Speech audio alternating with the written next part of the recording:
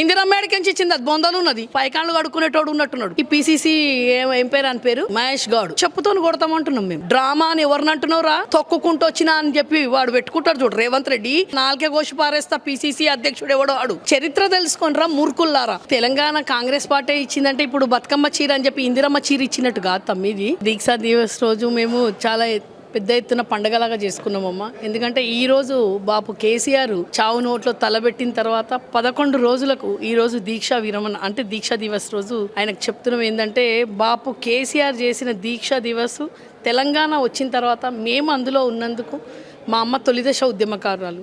1969లో మా అమ్మ ఉద్యమకారురాలు. కాబట్టి అట్లాంటి అంటారు కదా, అట్లాంటి ఆయన పాలనలో ఆయనలో మేము ఉన్నందుకు చాలా వరకు నేను అదృష్టవంతురాలని అనుకుంటా. నేను నా పిల్లలు మేము అంటారు కదా, తెలంగాణ వచ్చినప్పటి నుంచి బాపు వెంబడి పనులు చేసుకుంటున్నాము. తెలంగాణ కోసం ప్రాణం కూడా ఇవ్వడానికి ఇప్పుడు మళ్ళా సిద్ధం. ఎందుకంటే మళ్ళా తెలంగాణ అంటారు కదా, మళ్ళా దుర్యోధనుడు దుశ్శాసనుడు అట్లాంటి వాళ్ళ చేతిలో పోయి పడ్డది ఇప్పుడు తెలంగాణ.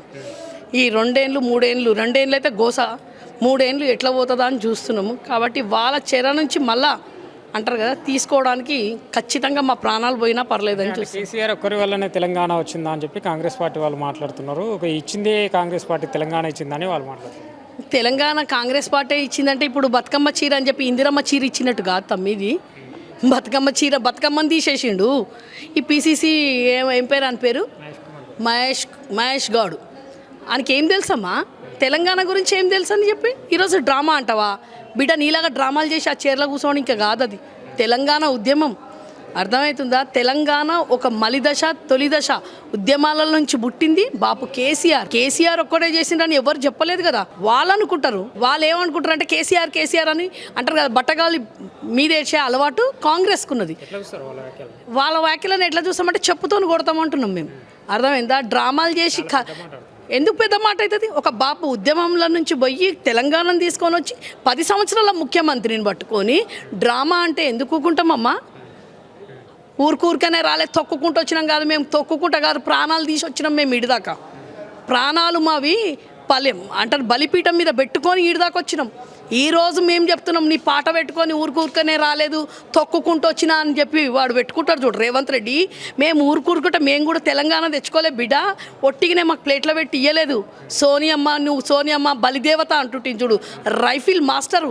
ఈరోజు తెలంగాణ ద్రోహి ముఖ్యమంత్రి అయి కూర్చొని ఇట్లాంటి పీసీసీలు అంటారు కదా, వాడు ఏంది అసలు పైకాళ్ళు కడుక్కునేటోడు ఉన్నట్టున్నాడు. డ్రామా అని ఎవరిని అంటున్నావురా?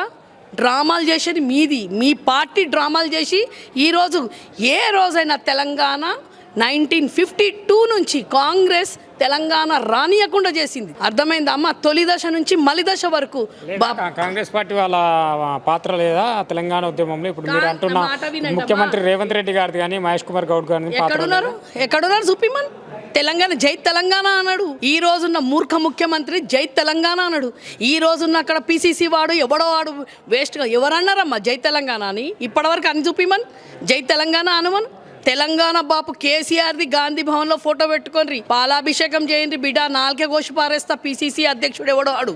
అర్థమవుతుందా? ఏమనుకుంటున్నారు మీరు? డ్రామా ఎందుకు చేస్తున్నారు అంటే అప్పుడు గవర్నమెంట్ మీదే ఉండే, ఇప్పుడు గవర్నమెంట్ మీదే ఉన్నది. తెలంగాణ ఇచ్చింది మీ గవర్నమెంటే అంటే ఒట్టిగానే ఇచ్చేసిండ్రా? ఏం చేయలేదా? ఎవరు బలిదానాలు కాదు. కేసీఆర్ ఒక్కడని ఎప్పుడు అనలేదు. కొన్ని లక్షల మంది పార్టీ మేము ఇచ్చినామని చెప్తుంది. బీఆర్ఎస్ కేసీఆర్ వల్ల వచ్చిందంటూ మళ్ళీ 1200 విద్యార్థుల బలిదానాల త్యాగం ఏమైనట్టు? 12 మంది కాదమ్మా, కొన్ని వందల మంది చచ్చిపోయినరు. ఈ రోజు కూడా మేము కూడా చెప్తున్నాం, వాడు నోటికి వచ్చినట్టు కేసీఆర్ అని. కేసీఆర్ దీన్ని ఒక నాయకుడు ముందుకు మధ్యలో ఆగిపోయింది 1972లో. అర్థమైందమ్మా? 72 నుంచి మళ్ళీ ఆపిపోయిన దాన్ని 2001 నుంచి మళ్ళీ బాపు కేసీఆర్ తీసుకొచ్చిండు. చరిత్ర తెలుసుకొనిరా మూర్ఖుల్లారా. చరిత్ర తెలుసుకొని మాట్లాడాలి. చరిత్ర తెలుసుకోకుండా ఈరోజు బట్టగాలిసి మీదేస్తామంటే ఎవడుకుంటాడు? అంటే నోటికి ఎట్లా వస్తే అట్లా మాట్లాడతా? మదం ఎక్కిందా? ఈరోజు పోయి కాంగ్రెస్ వచ్చిందని చెప్పి మేము ఇదే 10 సంవత్సరాలలో మేము ఇట్లనే మాట్లాడుంటే మీరు రాకపోతుండే బిడ్డ. ఒక మర్యాద అనేది నేర్పించిండు మా బాపు కేసీఆర్. తెలంగాణ ఇచ్చిన తర్వాత కూడా ఇదే బాపు కేసీఆర్ ఆయన సభల అసెంబ్లీలో సోనియమ్మకు థ్యాంక్స్ అని చెప్పిండు ఒక విఘ్నతతోని. ఒట్టిగానే పోంగానే ప్లేట్లో పెట్టించిందా సోనియా గాంధీ? ప్లేట్లో పెట్టించిందా? ఇంతమంది అంతా ఒట్టి వృధా పోయిందా? ఏం ఒక నాయకుడు అనేది ఉంటుంది ప్రతి దాంట్లో. మనకు భారతదేశానికి స్వాతంత్రం రావడానికి బాపు గాంధీ తర్వాత ఈరోజు మనం బాపు కేసీఆర్. అంటే గాంధీ ఒక్కడే తీసుకొచ్చిండ స్వాతంత్రము. కొన్ని లక్షల మంది చనిపోలేదా? వాళ్ళందరి పేర్లు తీసుకోరా? సర్దార్ వల్లభాయ్ పటేల్ ఎంతమంది లేరమ్మా మనకు? ఎంతోమంది భారతదేశంలో కష్టపడ్డందుకు నాయకుడు అనేది నీళ్లు నిధులు నియామకాల పేరుతో ఏర్పడ్డ తెలంగాణ, మరి నీళ్లు నిధులు నియామకాలు వచ్చినా తెలంగాణ రాష్ట్రం వస్తే తొలి ముఖ్యమంత్రి దళితుడే అని చెప్పిండ్రు. సబ్బండ వర్గాలను వెంటబెట్టుకొని సబ్బండ వర్గాలకు అన్యాయం చేసిండు కేసీఆర్. వాళ్ళ ఇంటిల్లి పాలిది వాళ్ళ కుటుంబ సభ్యులకే పదవులు వచ్చినాయని అంటూ మళ్ళీ దళిత ముఖ్యమంత్రి ఏమైంది? దళిత ముఖ్యమంత్రి అంటే మళ్ళీ ఇప్పుడు ఈ రోజు మళ్ళీ బీసీ ముఖ్యమంత్రిని చేస్తాన్నాడు కదా రేవంత్ రెడ్డి. అంతా రెడ్డిలను ఎట్లా నింపుకున్నాడు? ఇప్పుడు ఎట్లా నింపుకున్నాడు? ఒక నాయకుడు ఆ రోజు ఆయన దళిత బందే ఓడ తీసుకొచ్చిండు, ఈయన అయ్యే తీసుకొచ్చిండటనా? ఈడేమిచ్చిండు ఇప్పటి వరకు పథకాలు? ఈరోజు బాపు కేసీఆర్, నా మాట వినండి అమ్మా, ఈరోజు బాపు కేసీఆర్ మీద బట్టగాలు చేసి దళిత ముఖ్యం తెలంగాణ ఎక్కడ ఉండే? ఎట్లా వదిలిపెట్టిండ్రు మీరు? మీ మొహం ఎక్కడుండే? అప్పుడు ఎట్లుండే? కరువు కాటకాలలో ఉండే. నీళ్ళు ఎక్కడుండే? నిధులు ఎక్కడుండే? నియామకాలు ఎక్కడుండే? కరువు కాటకాలలో వదిలిపెట్టి ఈరోజు మళ్ళీ వచ్చి బాగా బలిసి బిర్యానీ వండి పెట్టినాక మేము కూర్చొని తినుకుంటా మాట్లాడుతుండ్రా. తెలంగాణ ఎట్లుండే తెలంగాణను ఎట్లా తీసుకొచ్చినాము? ఏం బీకిండని ఎన్ని లక్షల కోట్ల, నా మాట వినమ్మా, ఎన్ని లక్షల కోట్ల అప్పు, 3 లక్షల టన్నుల వరి పండించడానికి తీసుకొచ్చిండంటే అర్థం చేసుకో. ఈరోజు పంజాబ్ తర్వాత మనదుండే. ఈరోజు రేవంత్ రెడ్డి అట్లాంటి మూర్ఖుడు వచ్చిన తర్వాత రైతులకు నీళ్లు లేవు, నిధులు లేవు, ఏమీ లేవు. 1,00,000 ఉద్యోగాలు ఇస్తాడు. 2 లక్షల ఉద్యోగాలు ఇచ్చిండ ఈరోజు 2 ఏళ్ల నుంచి. వీడేం మాట విను, 10 ఏళ్లలో బంగారు తెలంగాణ కాంతే మనకు అన్నిట్లలో నంబర్ 1 ఉన్నామా? ఈరోజు హైదరాబాద్ ఎట్లుండే? సింగపూర్ అంటున్నారు, బయట వాళ్ళు వచ్చి అంటున్నారు. సిగ్గు శరం ఏమైనా ఉందా? నోటికి ఏం వస్తుంది మాట్లాడడం కాదు. తెలంగాణ ఎట్లుండే? నువ్వు ఎట్లా తిరుగుతుంటివి? ఎక్కడుండే గాంధీ భవన్? ఎట్లుండే? ఈరోజు గాంధీ భవన్ ఎక్కడున్నది? ఎట్లా మాట్లాడుతున్నారు మీరు? తెలంగాణ అనేది నంబర్ 1 తీసుకొచ్చింది. ఒక మంచైనా చెడైనా ఎవరైనా పర్లేదు, ఏ పార్టీ అయినా పర్లేదు, దాన్ని మాట్లాడాలి. దాన్ని తెలంగాణ తెచ్చినప్పుడు ఎట్లుండే? కరెంట్ ఎట్లుండే? నీళ్ళు ఎట్లుండే? మనకు 24 గంటలల్లో 10 గంటలు కరెంటు పోతుండే. రైతుల గోస ఎట్లా ఉండే? రైతు బందీ ఇస్తుండే, అప్పుడు రైతు బీమా ఇస్తుండే. ఈరోజు తెలంగాణ 2 ఏళ్ల కింద తెలంగాణ ఎట్లా ఉన్నో చూడండి. ఇప్పుడు ఎట్లున్న తెలంగాణ చూడండి. మీరు ఏం మాట్లాడుతుండ్రమ్మా? ఇందిరమ్మ చీరలు అని చెప్పి ఇస్తుండ్రు. గతంలో బీఆర్ఎస్ గవర్నమెంట్ బతుకమ్మ చీరలు ఇచ్చింది. ఇందిరమ్మ చీరలు ఎట్లిస్తారు? ఇందిరమ్మ చీర? ఇందిరమ్మ ఎవరు? ఒక మన దేశానికి ఇందిరమ్మ ఎడికించి ఇచ్చింది. అది బొందలు ఉన్నది. ప్రధానమంత్రి ఉండే ఆమె.